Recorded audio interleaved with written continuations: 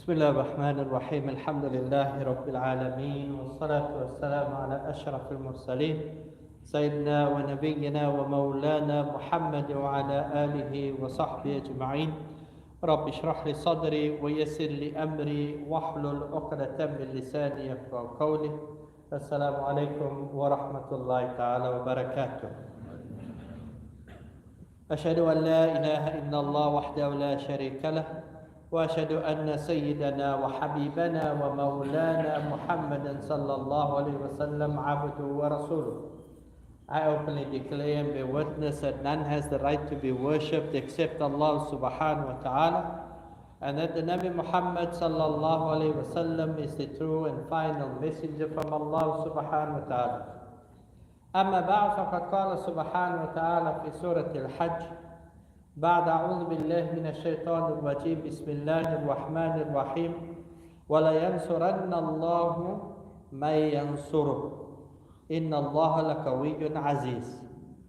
Surah Al-Hajj, ayah number 40. And before we come to the meaning of the holy ayah, today we speak about a great catastrophe that has happened in the Muslim Ummah, and that has happened specifically with the Palestinians, and that is called the Nakba. Allah subhanahu wa ta'ala says, what is meant in English in this ayah, that Allah ta'ala will grant victory to those who support the cause of Allah subhanahu wa ta'ala. And Allah ta'ala is all powerful.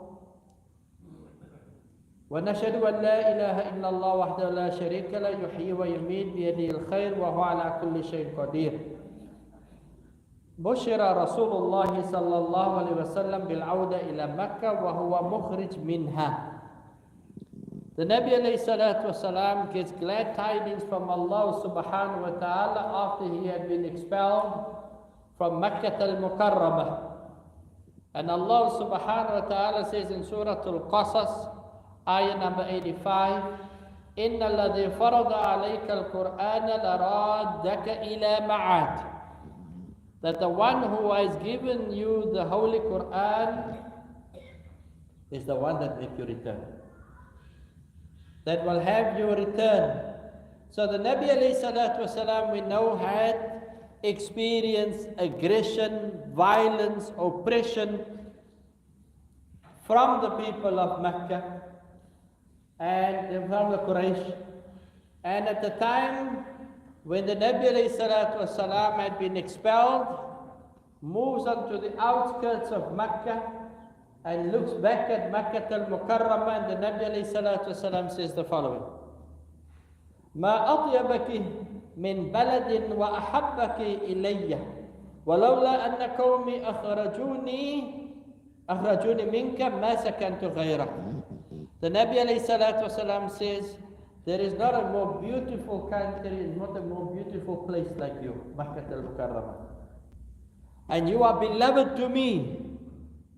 If it was not that my people had expelled or driven me out, I would never have left you.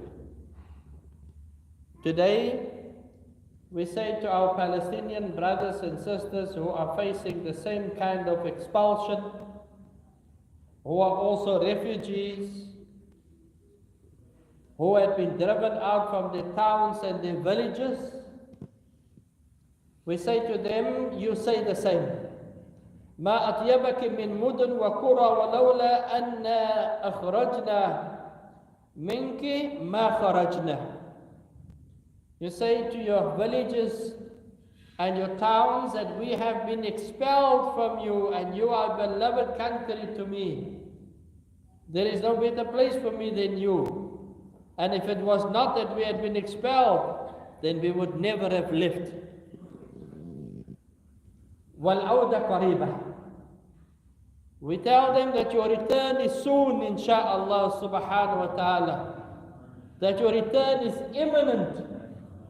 Because Allah subhanahu wa ta'ala says in the Holy Quran in Surah Al-Isra, ayah number 51, وَيَقُولُونَ مَتَى هُوَ قُلْ عَسَىٰ أَن يَكُونَ قَرِيبًا.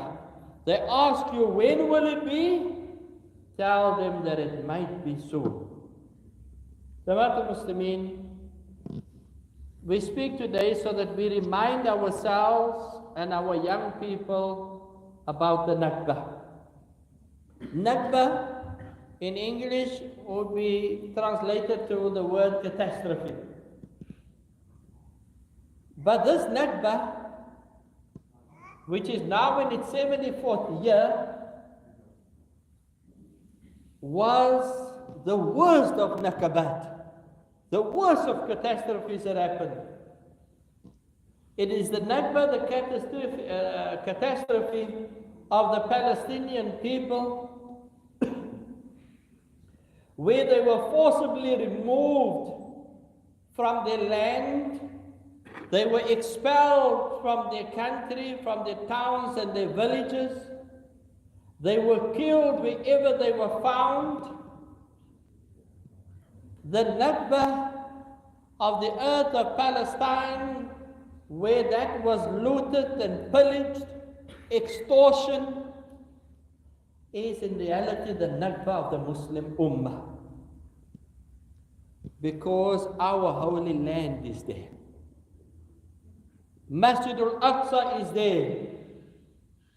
It is the Nakba of refugees and separation. It is the Nakba, the catastrophe of removing an identity of a community. It is the Nakba that you can say is personal because it directed persons. And we are the Ummah that Allah Ta'ala says, Kuntum khayra ummatin ukhrijat linnas. That we are the best of people.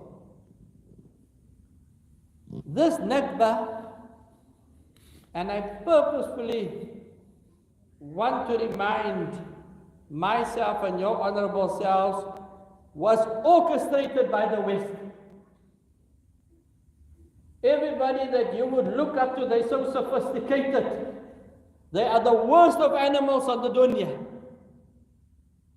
Orchestrated by the West at the time, and the head of them was Britain. Was at the head of it. They acted upon it to move the Muslimin out of it, and the unfortunate part of it is that at the time, the Muslim world didn't give answer to the call that was made that we need help. Help didn't come to the Muslimin of Palestine, and Allah subhanahu wa ta'ala says, وَإِسْتَنْصُرُوكُمْ فِي الدِّينِ فَعَلَيْكُمُ النَّصْرِ. If they seek your help in deen, then you must help them, says Allah subhanahu wa ta'ala. Jama'at al-Muslimin, when you take a people from their country, then it is the same like killing them. It is the same as spilling their blood. The Palestinian people, they faced and are facing expulsion, displacement. They are captives. What is happening is a crime against humanity. Rights of theirs needs to be restored. The return of refugees need to take place. All international pacts speak about that. All agreements and speak about that. Palestinians will never accept settlement. They will never accept compensation. That anybody comes forward and says, here's a couple of $1 million and we'll buy up your land. They will never accept that. So we make dua that Allah subhanahu wa ta'ala grant them that they return to their land and they get rid of this. Jama'at Muslimin, I want to give you a bit of history and to our young people today of the Nakba, so that we understand it. I spoke to one young person, and he asked me, Sheikh, what are you going to speak about this Friday? I said, the Nakba. And he asked, what is that? So which means we've got a job to do. Myself as the Imam, and yourselves as the parents and the grandparents, that we need to keep our children educated about what happens in the Muslim world. So every year on May the 15th, Palestinians around the world, and they number about 12.4 million, they mark this Nakba, which is called in English catastrophe. But what does this mean? It means that they commemorate this ethnic cleansing of Palestine. The Palestinian experience of dispossession is now in its 74th year, since 1948. It was on that same day that the state of Israel came into being through violent means. A violent process that took place. A violence of expulsion of hundreds of thousands of Palestinians moved from their homeland so that there can be a Zionist, Jewish Zionist majority state. This was orchestrated by a political movement called the Zionist movement. From 1947 to 1949, they kicked out and expelled approximately 750,000 Palestinians. Now I went to go check so that we can have a picture in our minds. And I went to go check the census of 2011 of South Africa, of how many people are in Mitchell's Plain. And the census says in Mitchell's Plain is 310,485 approximately. So which means Mitchell's Plain and another Mitchell's Plain, they all moved them out. Can you imagine the amount of people that is? They moved them beyond the borders of Palestine. 78% of historic Palestine was ethnically cleansed. 530 villages and cities that was destroyed. They killed approximately 15,000 Palestinians, and there was approximately 70 massacres. 15,000 Palestinians were killed to establish the Zionist state of Israel. Now, who wants to establish yourself on blood, on killing and murder? That is the way that these people think. This is the kind of evil that one deals with and that the Palestinians are dealing with on a daily basis. So May the 15th, 1941 became the official day of commemorating the Nakba. Today, they have made it illegal for these people to say, you know what, we've been pushed from our land. If they catch you with a flag or a banner, whatever, go to jail. Can you imagine that? You go to jail. May the 15th, 1948, when Zionist group had launched this process of removing and expelling the Palestinians, in actual fact, I must tell you, it started prior to this already.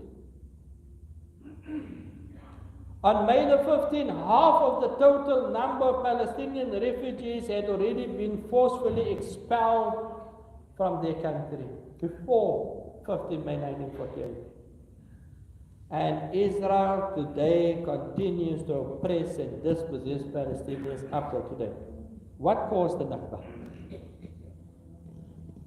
The roots of the Nakba, and I am reading to you an article that I had printed from Al Jazeera so that I know that I have my facts right.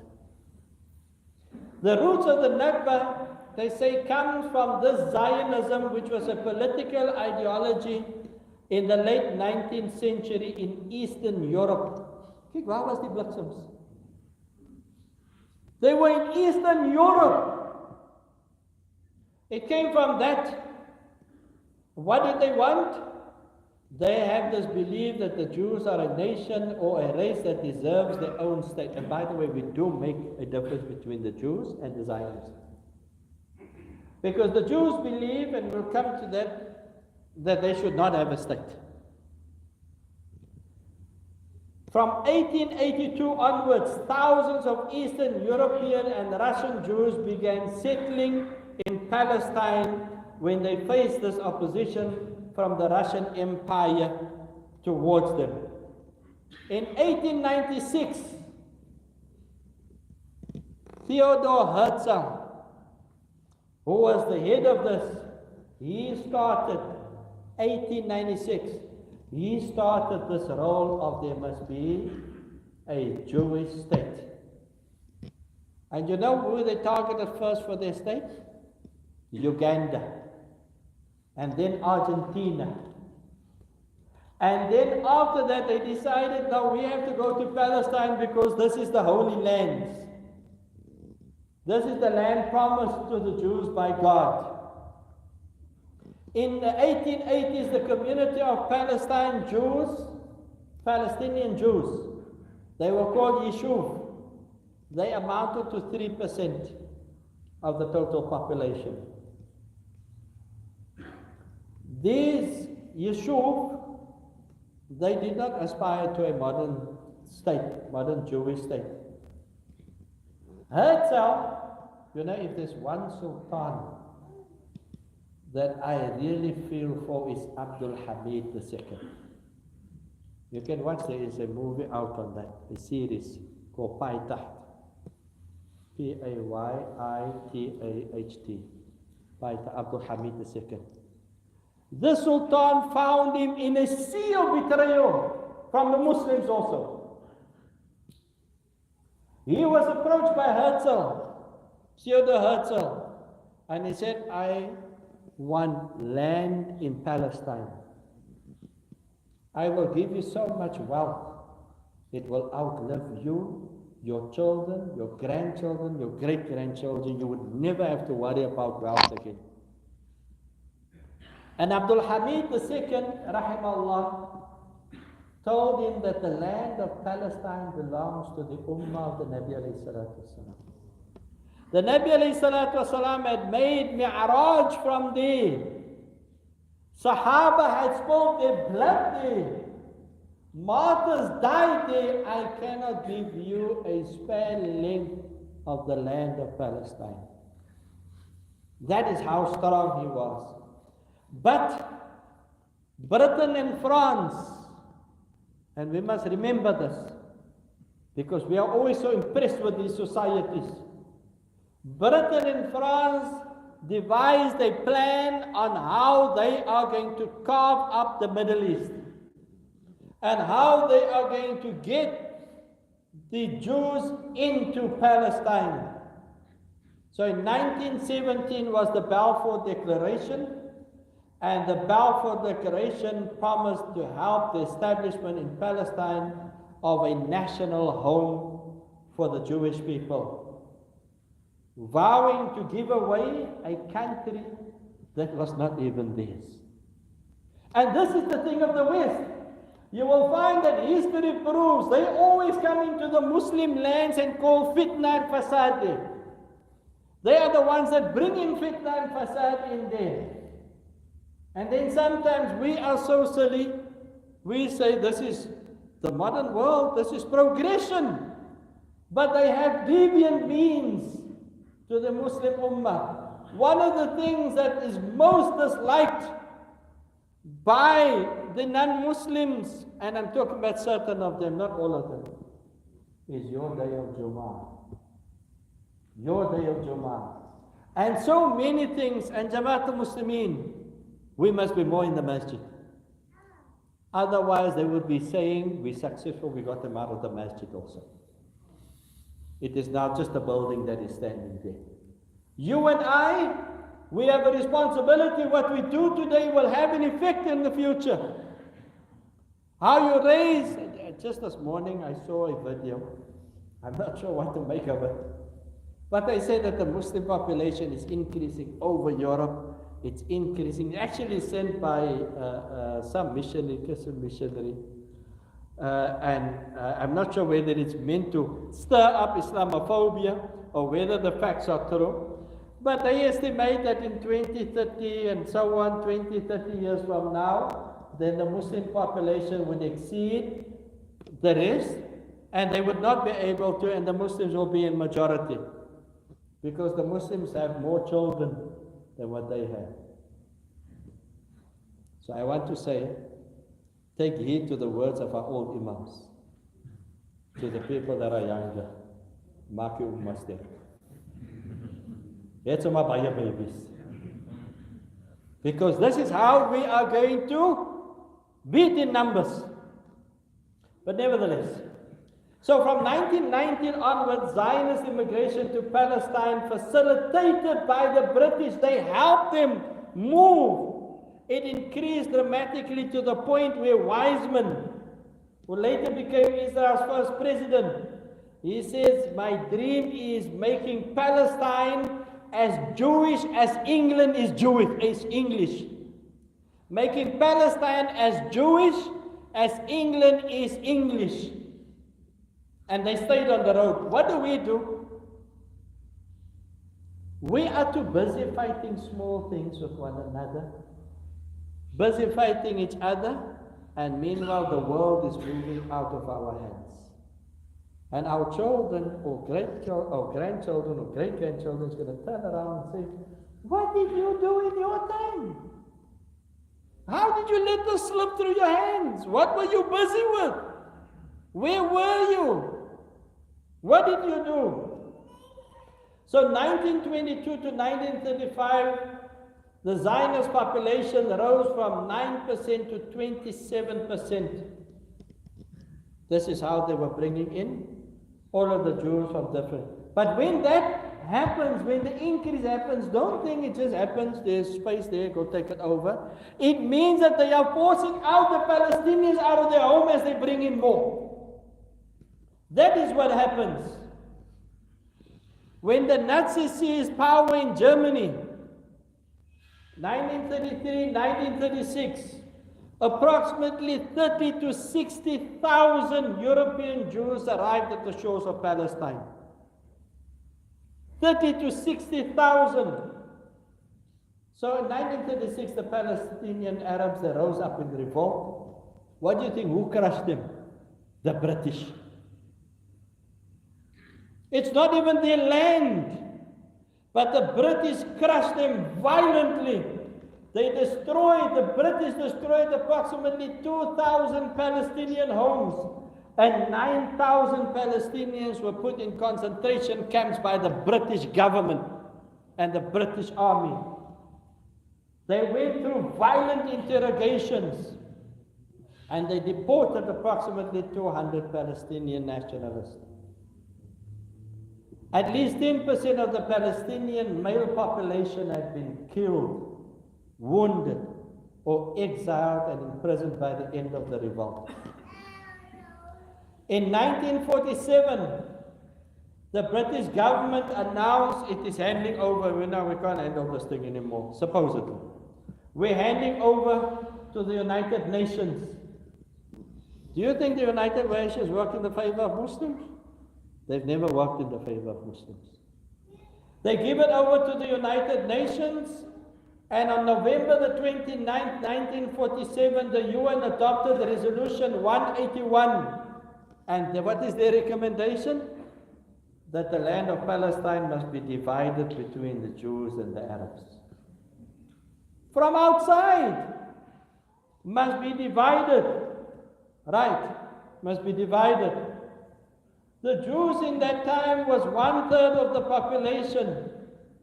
They owned less than 6% of the land area. After the partition of the United Nations gave them 55% of the land. 3% of the population. What did they receive? Agricultural land. They received the seaports and all of that, which made the Palestinians worse off. Worse off. Right, so now they are in. What happens now? Zionist paramilitary, trained by Britain, now goes out in their hundreds to go and attack the Muslims that are in their homes, violently, killing them. You know, if the army now rocks up in front of your house, what do you have to fight? What did we learn to fight? We are not soldiers, we are ordinary people. These are paramilitary units that was trained by Britain, and they go and large-scale attacks take place now, and this was all prior to 1948. And it is this that happened in the towns and villages to build the Jewish state that now culminated in the Nakba.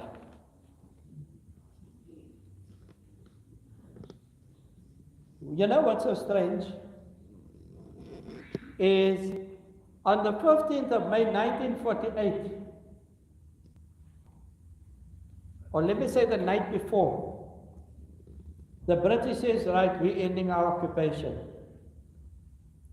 8 hours before that announcement, David Ben-Gurion, who became Israel's first prime minister, he announced already that we are declaring an independent state.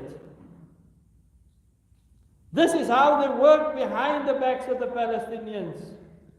So Palestinians commemorate this day of 15 May 1948 as a tragedy. What do you think? How does the Zionist state commemorate this day? They commemorate this day as their day of independence.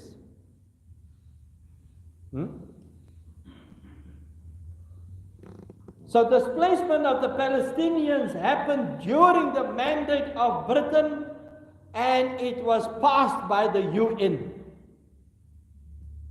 In less than 6 months from December 1947 to mid-May 1948, Zionist armed group expelled approximately 440,000 Palestinians from 200 villages.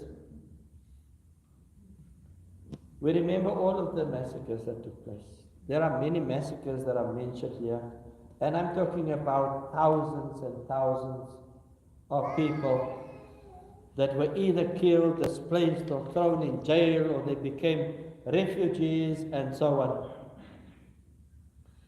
Jamaat Muslimin, in the years that followed, systematically, the Jewish illegitimate state of Israel, or the legitimate Zionist state of Israel, slowly and systematically, ethnically cleansed the area.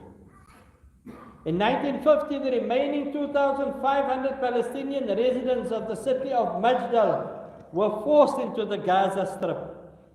2,000 inhabitants of Bir Saba were expelled to the West Bank. 2,000 residents of two northern villages were driven into Syria. And in the mid-1950s, the Palestinian population inside Israel had become approximately 195,000. 1948, in the mid-1950s, some 30,000 or 50% of the population were expelled outside of the borders. Can you now see why I started off my khutbah with the right of return? That they should come back. 1967 Arab-Israeli war was not known as the Nakba, it was known as the Naksa, which means the setback. Where Israel occupied the remaining Palestinian territories of East Jerusalem, the West Bank, and the Gaza Strip, and from 27% that they had of land to 55% by the UN, today they own 85% of the land. Or they stole 85% of the land. Jamaat al-Muslimin, the situation today is no different from that time. More than 3 million Palestinians living in the occupied West Bank and East Jerusalem face home demolitions, arbitrary arrest, displacement, as Israel expands the 100+ Jewish-only colonies and steals Palestinian land to do so. Palestinian movement is restricted by military checkpoints and the separation wall that obstructs them from moving around. I just want to mention one thing before we end off, and that is the killing of Shahid Abu Akla, the journalist. I'm sure everybody of you must know if you follow the Palestinian issue. And the Palestinian issue is not a Palestinian issue. It is all of our issues, by the way. All of our issues. But this woman, a Christian woman, Shireen, she documented everything that they do. Everything over so many years. So it was very clear that she was a target. You have on a bulletproof vest, you have on a helmet, but they managed to shoot you on the side. So it was a targeted killing. And as many like them that has happened. By the way, they say that the Israeli Defense Force, the IDF, is going to investigate that. They've never come up with any investigations of people that they killed. It's an American passport holder, Shireen Abu Akla. Nothing is going to happen from this. And America looks like they are just a bit, uncomfortable. That's all. Nothing else. Many other journalists were killed. In the May now attack on Gaza, also journalist Basil Al-Adra, he was attacked by the Israeli soldiers. And so many other 13 journalists were killed during the Gaza war. You remember the 21-year-old girl, Razan al-Najjar? She had on her medical clothes, these white uniforms that they wear, but yet she was targeted. It is our dua that Allah subhanahu wa ta'ala bring relief to the people of Palestine, to the difficulty and the forceful things. I am speaking to you today because so that when the knock comes on your door for help, don't sit back and not do anything. It is all our collective responsibility to help the people of Palestine. And I say the people of Palestine because it is Muslim and Christian that is going through the same thing. I can't believe that the churches of the world is keeping quiet while their people are being massacred. May Allah Ta'ala make us all min al-muttaqeen, wa min al-muhsinin, wa min ibad al-salihin. Amin ya Rabbil Alameen. Jamaat al-Muslimin, we also make dua still again for Mr. Ismail Raja that was kidnapped. May Allah Ta'ala bring him safely home and in good health. Amin ya Rabbil Alameen.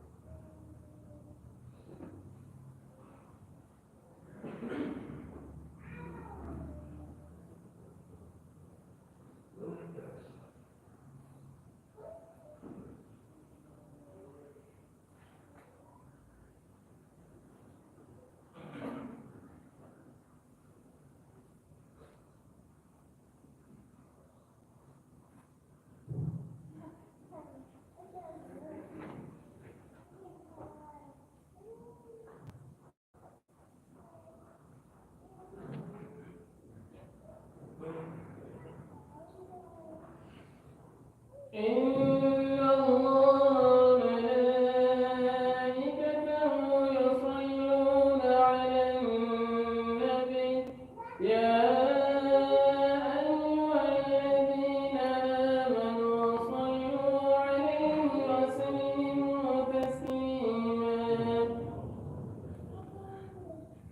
عليكم ورحمة الله تعالى وبركاته. الله أكبر الله أكبر الله أكبر الله أكبر. أشهد أن لا إله إلا الله. أشهد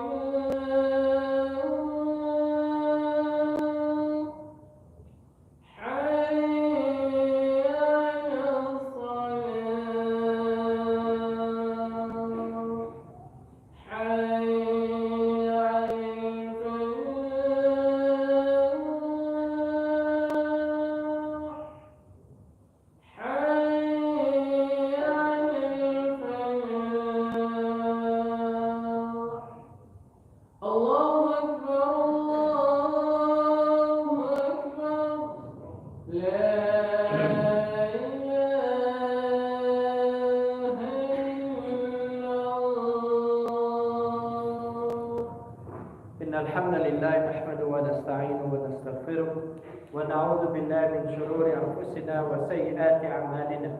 من يهدي الله فلا مضل له ومن يضلل فلا هادي له، وأشهد أن لا إله إلا الله وحده لا شريك له، وأشهد أن سيدنا وحبيبنا ومولانا محمدا صلى الله عليه وسلم عبده ورسوله. فاتقوا الله أيها المسلمون، فقد قال سبحانه وتعالى في كتابه العزيز بعد أعوذ بالله من الشيطان الرجيم: بسم الله الرحمن الرحيم، ومن يتق الله يجعل له مخرجا ويرزقه من حيث لا يحتسب. وقال سبحانه وتعالى أيضا في سورة الحج: بسم الله الرحمن الرحيم، ولينصرن الله من ينصره إن الله لقوي عزيز. وقد بشر رسول الله صلى الله عليه وسلم بالعودة إلى مكة المكرمة وهو مخرج منها، فقال له سبحانه وتعالى: إن الذي فرض عليك القرآن لرادك إلى معاد، سورة القصص.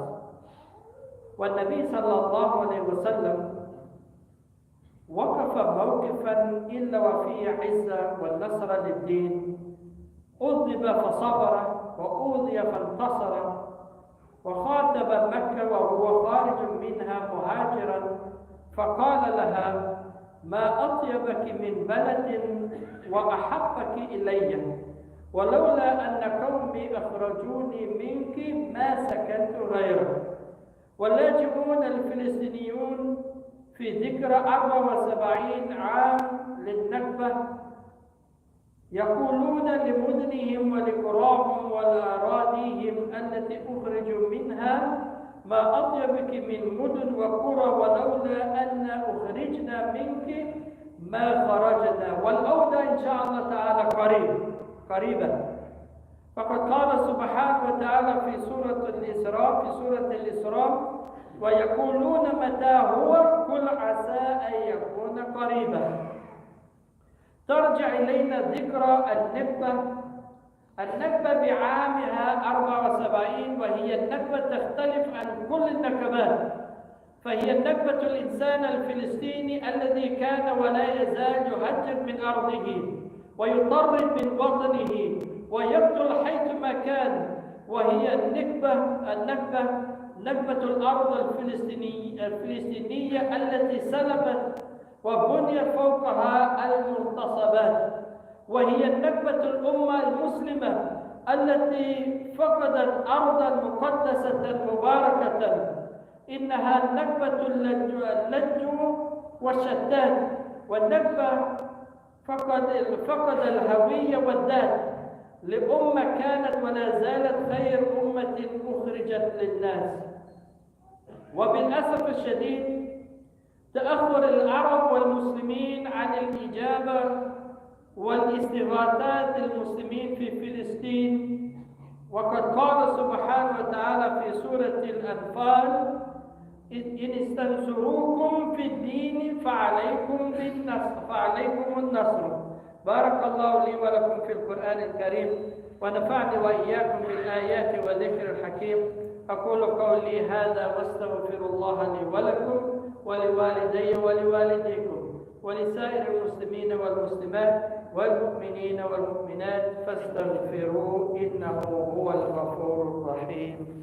اللهم صل وسلم وبارك وانعم وتفضل وبارك بجلالك وكمالك على سيد العباد واشرف العباد سيدنا ومولانا محمد وعلى اله وصحبه وسلم ورضي الله تبارك وتعالى عن كل الصحابه اجمعين.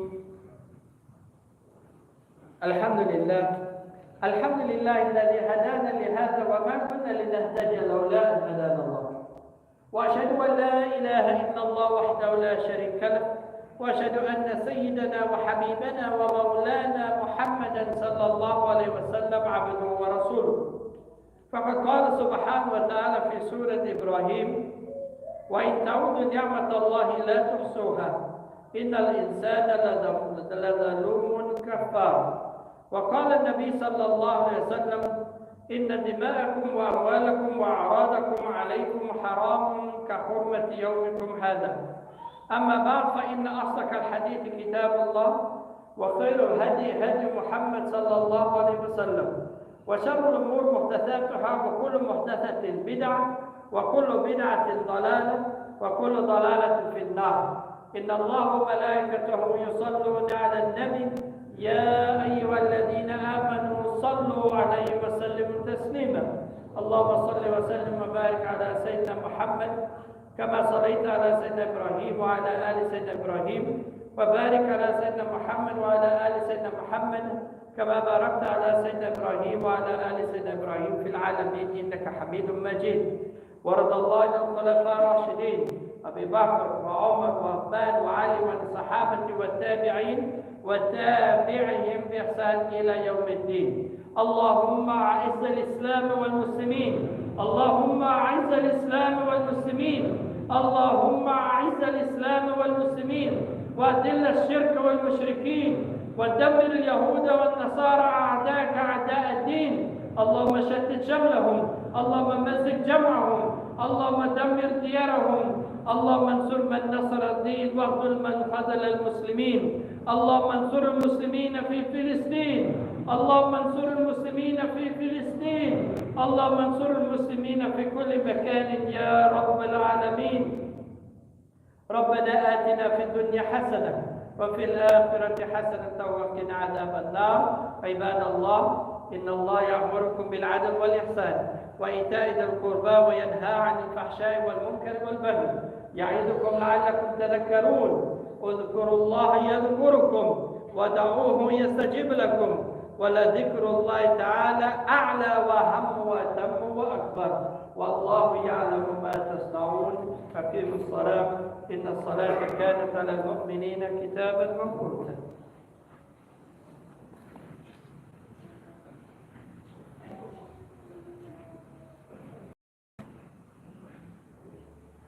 أشكرك رحمكم الله.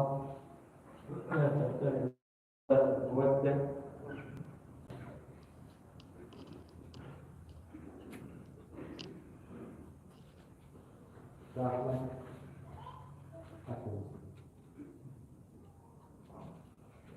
الله أكبر الله أكبر، أشهد أن لا إله إلا الله، أشهد أن محمدا رسول الله. حي على الصلاة.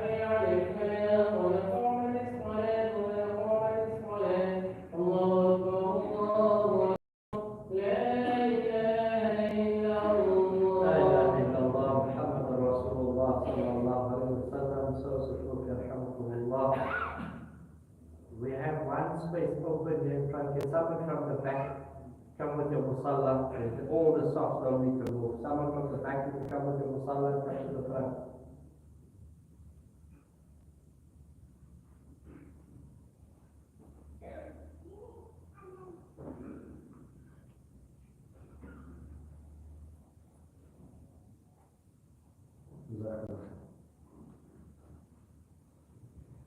صوتك يرحمكم الله.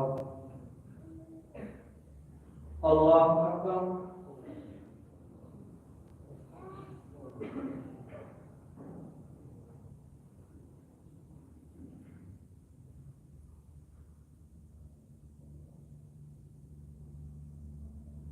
بسم الله الرحمن الرحيم. الحمد لله رب العالمين الرحمن الرحيم مالك يوم الدين. إياك نعبد وإياك نستعين اهدنا الصراط المستقيم صراط الذين أنعمت عليهم غير المغضوب عليهم ولا الضالين.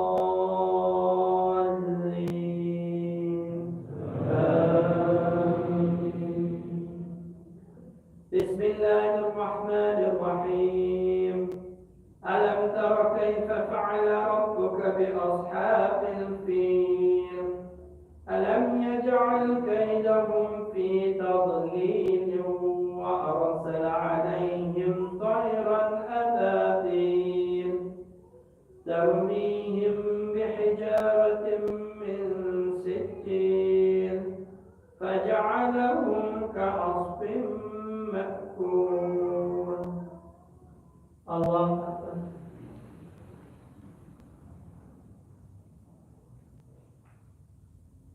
سمع الله لمن حمده. الله أكبر.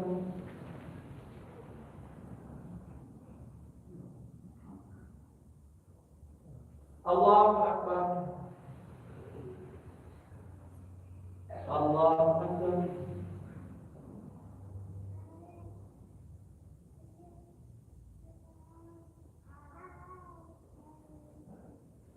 الله أكبر. بسم الله الرحمن الرحيم. الحمد لله رب العالمين الرحمن الرحيم مالك يوم الدين.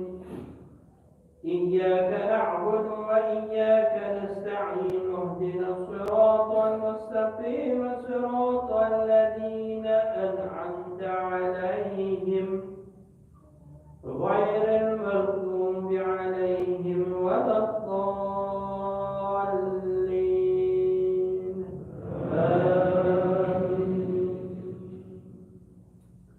بسم الله الرحمن الرحيم. قل هو الله أحد الله الصمد لم يلد ولم يولد ولم يكن له كفوا أحد. الله أكبر.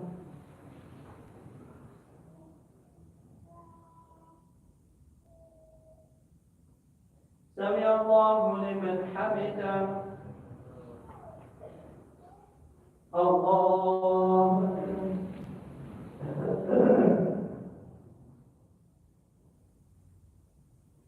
الله أكبر. الله أكبر.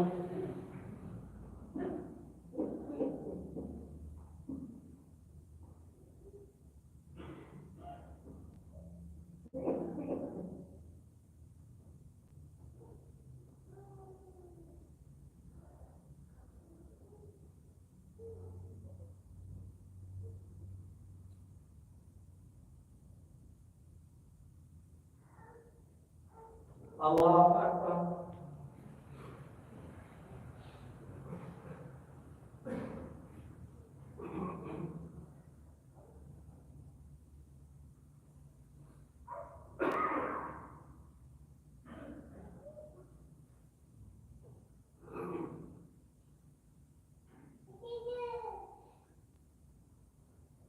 السلام عليكم ورحمة الله. السلام عليكم ورحمة الله. استغفر الله استغفر الله استغفر الله. بسم الله الرحمن الرحيم. اللهم أنت السلام ومنك السلام، تبارك يا ذا الجلال والإكرام. سمعنا وأطعنا غفرانك ربنا وإليك المصير.